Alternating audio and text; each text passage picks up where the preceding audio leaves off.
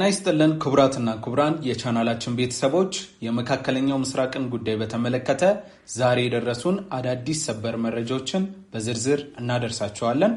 በየቀኑ አዳዲስ የውጭና የሀገር ውስጥ ዜናዎች እንዲደርሰው ቻናላችንን ሰብስክራይብ በማድረግ የደውል ምልክቱን ይጫኑ። ዛሬ ኢራን በአሜሪካ ላይ ድንገተኛ ጥቃት ከፍታለች። አሜሪካም በኢራን ላይ ከባድ አጸፋዊ ድብደባ ሰንዝራለች።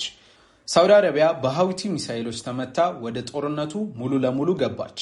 ፔንታጎን ወታደሮች ስልካቸውን እንዲያስረክቡና ምንም አይነት ቪዲዮ እንዳይቀርጹ ጥብቅ ትዕዛዝ አስተላለፈ። እንዲሁም ኢራን ለምን ድንገት ጦርነቱን መልሳ እንደከፈተች የሚያብራራ ትንታኔ ወጥቷል። ወደ ሀገር ውስጥ ስንመጣ ደግሞ የኢትዮጵያ አየር መንገድ ለቦይንግ የአውሮፕላን ክፍሎችን በማምረት $6.2 ሚሊዮን ማግኘቱን ይፋ አድርጓል። በቅሊንጦም አዲስ ፋብሪካ ከፍቷል። እንዲሁም የዓለም ባንክ የአዲስ አበባን የኤሌክትሪክ መሰረተ ልማት ለማዘመን $217 ሚሊዮን ማቅረቡ ተሰምቷል። ዝርዝሩን አብረን እንከታተል። በመጀመሪያ ጦርነቱ ዳግም ተቀጣጠለ። አሜሪካ ኢራንን በከባድ ደበደበች። ለቀናት ጋብ ብሎ የነበረው የአሜሪካና የኢራን ግጭት ትላንት ማታ በኢራን ድንገተኛ ጥቃት ዳግም ተቀሰቀሰ። አሜሪካ ሳትዘገይ ዛሬ ሌሊት በኢራን ላይ ከባድ የአየር ድብደባ ፈጸመች። የኢራን መንግስታዊ የዜና ወኪል IRIB እንደዘገበው በደቡብ ምዕራብ ኢራን በምትገኘው አህቫዝ ከተማ ውስጥ ስፍራዎች ላይ ፍንዳታ ደርሷል። በሆርሙዝ ጋን ግዛት በምትገኘው ባንዳር አባስ ወደብ ከተማ ከባድ ፍንዳታም ተሰምቷል። ተመሳሳይ ድብደባ በአቡ ሙሳ በኬሽ እና በቀሽም ደሴቶች ላይ ተመዝግቧል። በሺራዝ ከተማ ላይ ግን ምንም አይነት ጥቃት እንዳልደረሰ ተረጋግጧል። ጥቃቱ የተፈጸመው ፕሬዚዳንት ዶናልድ ትራምፕ ኢራን ላይ አጸፋዊ ምላሽ እንዲሰጡ ካስጠነቀቁ ሰዓታት በኋላ ነው። ኢራን ከቀናት በፊት በአሜሪካ ኃይሎች ላይ የከፈተችውን የባሊስቲክ ሚሳይል ጥቃት በኃይል እንደሚመልሱ ትራምፕ ገልጸው ነበር። ሲኤንኤን እንደዘገበው ባለፈው ሳምንት መጨረሻ የአሜሪካ የመከላከያ ሚኒስቴር ድረገጹ ላይ ባደረገው ጸጥ ያለ ማሻሻያ ጦርነቱ ከተጀመረ ወዲህ 18 ወታደሮች መሞታቸውንና 624 መቁሰላቸውን አረጋግጧል። የኮንግረስ አባላት ስለደረሰው ውድመት ግልጽ መረጃ እንዲወጣ እየጠየቁ ነው። በመቀጠል ሳውዲ አረቢያ ወደ ጦርነቱ ሙሉ ለሙሉ ገባች። የነዳጅ ተቋማትም ተመቱ። ገለልተኝነቷን ለመጠበቅ ስትታገል የቆየችው ሳውዲ አረቢያ ዛሬ ሌሊት በሃውቲ ሚሳኤሎች ተመታ ወደ ግጭቱ ተጎትታ ገብታለች። በቀይ ባህር ዳርቻ በምትገኘው ጃዛን ከተማ የሚገኝ ግዙፍ የነዳጅ ተቋም ከባድ ጉዳት እንደደረሰበት የሳተላይት ምስሎች አረጋግጠዋል። የመን ውስጥ የሚገኙት በኢራን የሚደገፉት የሃውቲ ኃይሎች በባብኤል መንደብ የባህር ወሽመጥ የሚያልፉ የሳውዲ መርከቦች ላይ እገዳ መጣላቸውን ካስታወቁ በኋላ ነው ጥቃቱ የተፈጸመው። ይህ እገዳ ሳውዲ አረቢያ የነዳጅ ወጪ ንግዷን ወደ ቀይ ባህር እንድታዞር ካስገደዳት በኋላ የመጣ ነው። በዚህም 3/4 የሚሆነው የነዳጅ ጭነት አደጋ ላይ ወድቋል። የለንደኑ ኪንግስ ኮሌጅ ተመራማሪ ናዋይፍ አባይድ እንደሚገልጹት ሳውዲ አረቢያ በ3 አቅጣጫ ተከባለች።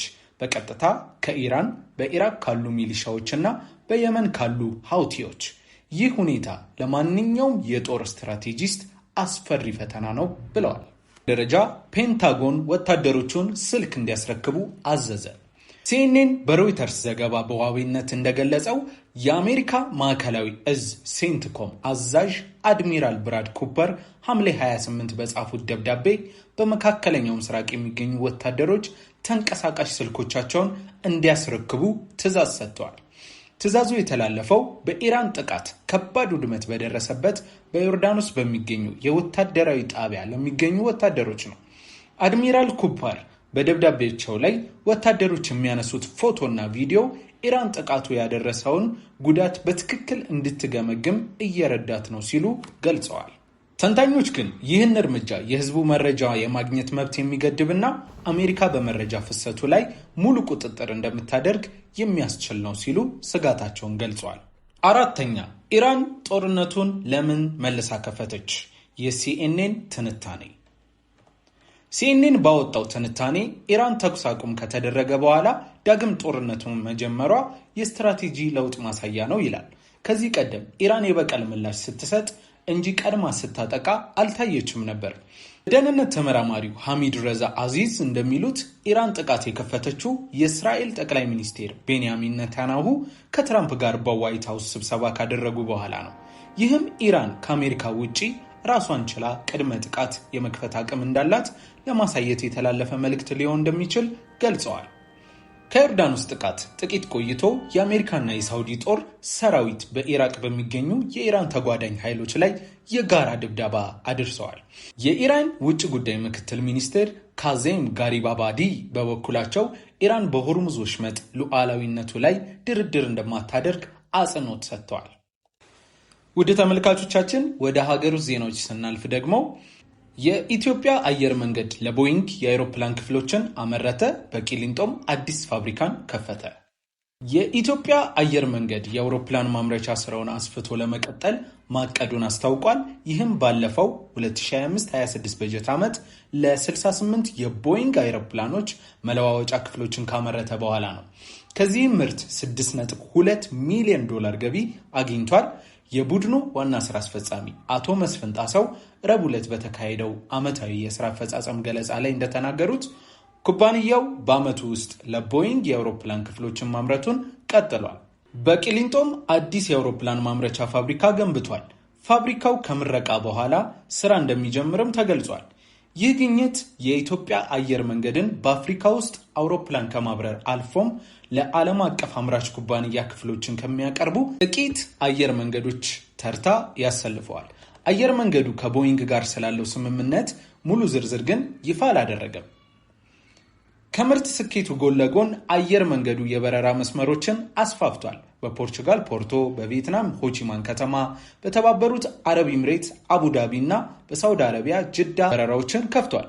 በፈረንሳይ ሊዮን እና በሞሪሺየስም አዲስ በረራዎችን ጀምሯል።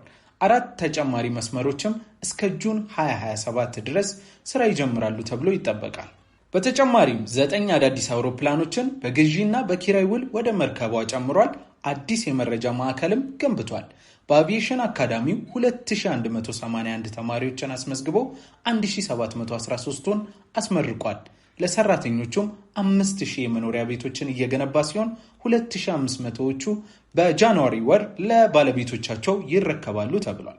ወደፊት ለ2026-27 የስራ ዘመን አየር መንገዱ ትልቅ እቅድ ነድፏል። 17 አዳዲስ አውሮፕላኖችን ወደ ስራ ለማስገባት አቅዷል። አንድ አውሮፕላንም ከስራ ውጭ ያደርጋል። የመንገደኞችንን ቁጥር ወደ 23 ሚሊዮን ለማድረስ አልሟል። ይህ ካለፈው ዓመት 12 በመቶ ብልጫ ያሳያል። በጭነት አገልግሎት በኩልም አየር መንገዱ የጭነት መጠንን በ11 በመቶ የጭነት ገቢውንም በ14 በመቶ ለማሳደግ አቅዷል። ለቀጣዩ ዓመትም $10 ቢሊዮን አጠቃላይ ገቢ ኢላማ አድርጓል። በመጨረሻም የዓለም ባንክ የአዲስ አበባን የኤሌክትሪክ መስመር ለማዘመን $217 ሚሊዮን አቀረበ። የዓለም ባንክ አዲስ አበባ ውስጥ ያረጀውን የኤሌክትሪክ ማስተላለፊያ መስመር ለማደስና ለማስፋፋት $217 ሚሊዮን ተጨማሪ የገንዘብ ድጋፍ አቅርበዋል።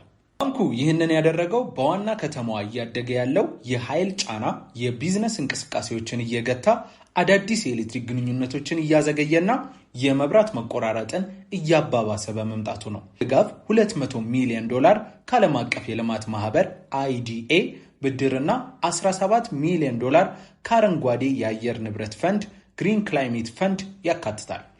ከዚህም ውስጥ $15 ሚሊዮን ብድር እና $2 ሚሊዮን እርዳታ ነው። ይህ የገንዘብ ድጋፍ የኢትዮጵያ የኃይል ዘርፍ ማሻሻያ ኢንቨስትመንትና ዘመናዊ ፕሮጀክት ፕራይም አንድ አካል ነው። ፕሮጀክቱ ወረቀት እንደሚያመላክተው የአዲስ አበባ ሕዝብ ቁጥር ወደ 12 ሚሊዮን እየተጠጋ ባለበት በአሁኑ ወቅት የከተማዋ የኤሌክትሪክ ፍላጎት በየዓመቱ ከ20 በመቶ በላይ እያደገ ነው። የዓለም ባንክ እንደሚለው ያለው የማስተላለፊያ ስርዓት ይህን ፍላጎት ለማርካት እየተቸገረ ሲሆን ተደጋጋሚ የመብራት መቋራረጥንም አስከትሏል። ድጋፉ ከጸደቀ አዳዲስ ማከፋፈያ ጣቢያዎችን መገንባት፣ ነባር ተቋማትን ማሻሻል፣ አዳዲስ የኤሌክትሪክ መስመሮችን መዘርጋትና ዘመናዊ የክትትል ስርዓቶችን መትከል ያስችላል። የዓለም ባንክ ይህ ኢንቨስትመንት የመብራት መቆራረጥን እንደሚቀንስ፣ ሙሉውን 398 ሜጋዋት አዳዲስ ደንበኛ ግንኙነት እንደሚያስችል፣ የመገልገያ ገቢን እንደሚያሳድግና በግንባታና በስራ ማስኬጃ ወቅት የስራ ዕድልን እንደሚፈጥር ይጠበቃል። ክቡራን አድማጮቻችን ለዛሬ የደረሱን ሰበር መረጃዎች እነዚህ ናቸው። ከሰዓታት በኋላ በአዳዲስ መረጃዎች እስከምንገናኝ በያለንበት ቸር ይቆየን እያልኩኝ ቻናሉን ሰብስክራይብ በማድረግ ቤተሰብ ይሁኑ።